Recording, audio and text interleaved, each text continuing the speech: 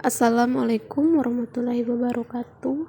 Kami dari kelompok 1 akan menampilkan video pembelajaran yang berjudul Teori Belajar Behavioristik.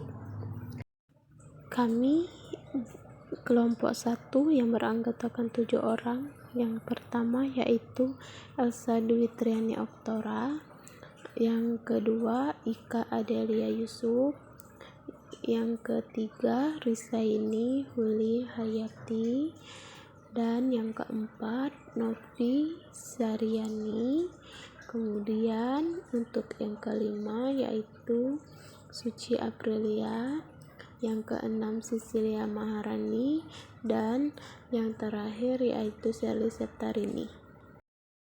Baiklah, langsung saja materi pertama akan dibacakan oleh saudari Elsa. Hakikat teori belajar behavioristik menurut para ahli. Apa sih teori belajar behavioristik itu?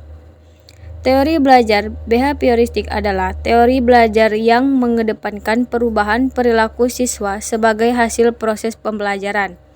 Terjadinya perubahan tingkah laku siswa ini diakibatkan oleh adanya interaksi antara stimulus dan respon. Dengan kata lain, teori belajar behavioristik atau teori behaviorisme ini berorientasi pada perilaku yang lebih baik. Jika siswa tidak menunjukkan perubahan setelah diberikan pelajaran, maka menurut teori ini siswa tersebut tidak dapat dikatakan telah belajar dengan baik. Edward Lee Tordike mengemukakan tentang teori belajar behavioristik.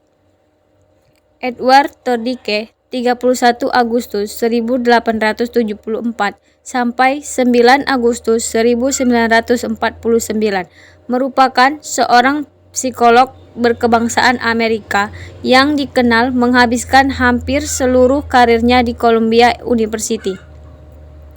Tordike memiliki pengertian dari teori belajar behavioristik yang dipahaminya sebagai proses interaksi antara stimulus dan respon. Stimulus adalah rangsangan, contohnya seperti pikiran dan perasaan. Sedangkan respon adalah reaksi yang ditunjukkan akibat stimulus. Perubahan tingkah laku akibat pembelajaran bagi Tordike bisa berupa hal konkret atau bisa diamati dengan kasat mata maupun tak konkret. Pemahaman dari tokoh Tordike akhirnya melahirkan beberapa dalil belajar, antara lain hukum sebab akibat, hukum pembiasaan, hukum kesiapan, hukum reaksi bervariasi, hukum sikap, hukum aktivitas berat sebelah, hukum respon, dan hukum perpindahan asosiasi. 2. Ivan Pavlov. Tokoh selanjutnya adalah Ivan Pavlov, yang lebih dikenal dengan julukan Pavlov saja. 14 September 1849 sampai 27 Februari 1936 merupakan fisiolog sekaligus dokter asal Rusia. Hasil eksperimen Pavlov ini akhirnya melahirkan beberapa hukum pembelajaran, yaitu pembiasaan yang dituntut dan hukum pemusnahan yang dituntut. 3. Frederick Skinner. Frederick Skinner 20 Maret 1904 sampai 18 Agustus 1990 adalah seorang psikolog dari Amerika yang terkenal akan aliran behaviorismenya. Skinner memiliki pendapat bahwa hubungan antara stimulus dengan respon yang ditunjukkan individu atau subjek terjadi melalui interaksi dengan lingkungan.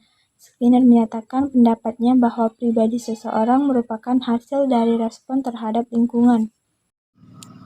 Adapun dua macam respon menurut Skinner, yaitu yang pertama, respon akibat rangsangan tertentu. Yang kedua yaitu respon yang muncul dan semakin berkembang oleh rangsangan. Contoh dari respon tersebut yaitu anjing yang mengeluarkan air liurnya ketika majikannya membawakan makanan untuknya. Untuk yang keempat, yaitu teori belajar behavioristik menurut Robert. Robert dikenal sebagai seorang ahli psikologi pendidikan. Robert dengan pendapatnya mengatakan istilah belajar yaitu sebagai proses suatu organisasi atau siswa berubah perilakunya sebagai akibat dari pengalaman yang pernah dialaminya. Roberts menyatakan beberapa kategori belajar, di antaranya yaitu information, intellectual skill, attitude atau perilaku, dan cognitive strategy. Untuk yang kelima yaitu teori belajar behavioristik menurut Albert Bandura. Albert Bandura merupakan ahli dalam teori belajar behavioristik yang paling muda. Menurut teori ini, perilaku individu bisa timbul karena proses modeling atau tindakan peniruan. Faktor yang mempengaruhi di antaranya yaitu karakteristik model, karakteristik orang yang mempelajari, dan konsekuensi dari tindakan yang ditiru. Selanjutnya adalah ciri-ciri dari teori belajar behavioristik. Dalam teori belajar behavioristik, semua tingkah laku manusia dapat dilihat dan ditelusuri dari bentuk refleks.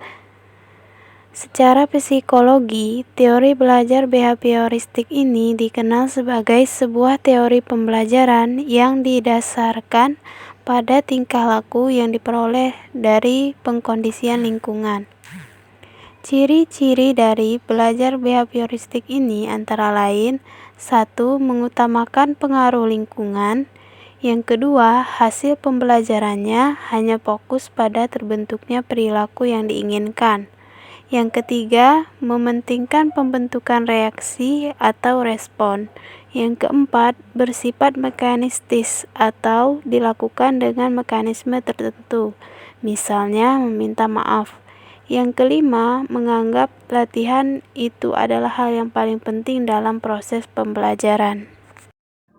Baiklah, yang ketiga yaitu penerapan teori belajar behavioristik.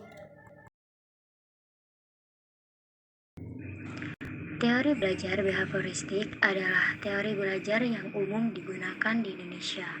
Hal itu bisa dilihat dari beberapa contoh sebagai berikut. 1.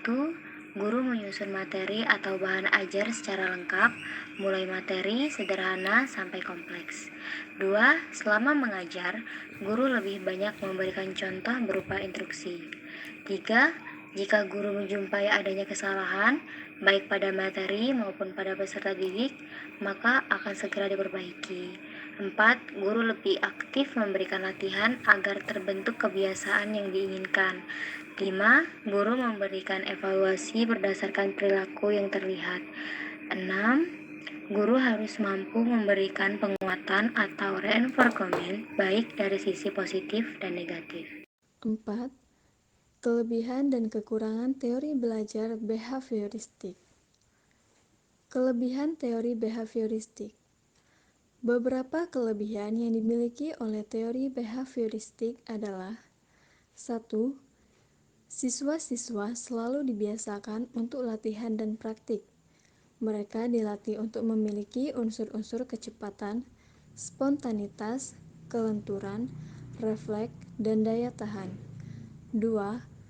Siswa didorong untuk berpikir linier dan konvergen. 3. Siswa dengan dapat dan mudah mencapai suatu target tertentu dalam pembelajaran. Kekurangan teori behavioristik. 1. Siswa sangat dibatasi kreativitas, produktivitas, dan imajinasinya. 2. Teori behavioristik bersifat teacher-centered atau hanya berpusat pada guru. Siswa bersifat pasif dan hanya mengikuti instruksi-instruksi yang diberikan oleh guru. 3. Pembelajaran menjadi kurang menyenangkan bagi siswa. 4. Siswa kadang mendapatkan hukuman verbal atau fisik. Hal ini tentu saja dapat berakibat buruk pada perubahan perilaku peserta didik. Salah satu contohnya adalah memberi hukuman peserta didik yang melanggar aturan. Terakhir, tidak mengakomodir kondisi belajar yang kompleks karena hanya beracuan pada stimulus dan respon. Baiklah, kesimpulan dari video pembelajaran ini adalah bahwa belajar teori behavioristik itu merupakan teori belajar yang lebih menekankan pada perubahan tingkah laku serta sebagai akibat dari interaksi antara stimulus dan respon. Baiklah, itulah tadi video pembelajaran dari kelompok 1. Pengetahuan tidaklah cukup, maka kita harus mengamalkannya. Niat tidaklah cukup, maka kita harus melakukannya.